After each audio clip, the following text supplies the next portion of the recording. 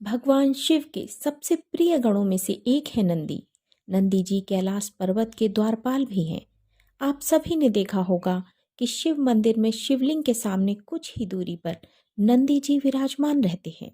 कई लोग जब मंदिर जाते हैं तो नंदी के कानों में अपनी मनोकामना बोलते हैं। ऐसी मान्यता है कि नंदी के कानों में अपनी मनोकामना बोलने से वह जरूर पूरी होती है। लेकिन कई लोग सिर्फ भगवान शिव की ही पूजा करते हैं। लेकिन भगवान शिव के साथ नंदी की पूजा करना बेहद महत्वपूर्ण है।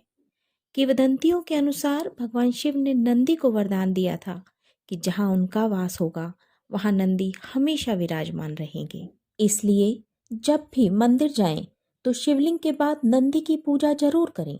अगर आप शिवलिंग की पूजा करके सीधे मंदिर से बाहर निकल आते हैं तो आपको शिवलिंग की पूजा का पूरा पुण्य नहीं मिलेगा। शिवलिंग की पूजा करने के बाद नंदी के सामने दीपक जरूर जलाएं। इसके बाद नंदी महाराज की आरती करें और किसी से बिना बातचीत किए नंदी के कानों में अपनी मनोकामना बोल दें।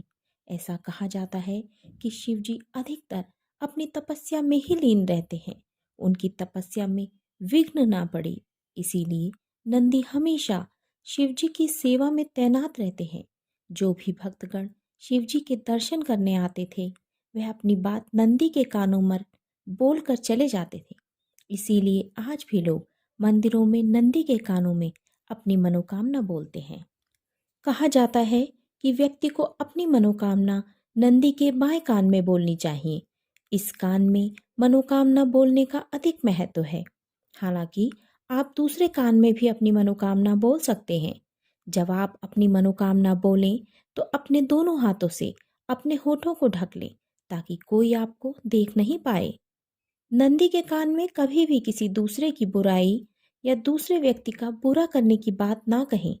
नंदी को अपनी मनोकामना बोलने के बाद उनके सामने कोई चीज भी भेंट करें, जैसे फल, धन या प्रसाद। मनोकामना बोलने के बाद कहें कि हे नंदी महाराज, हमारी मनोकामना पूरी करो।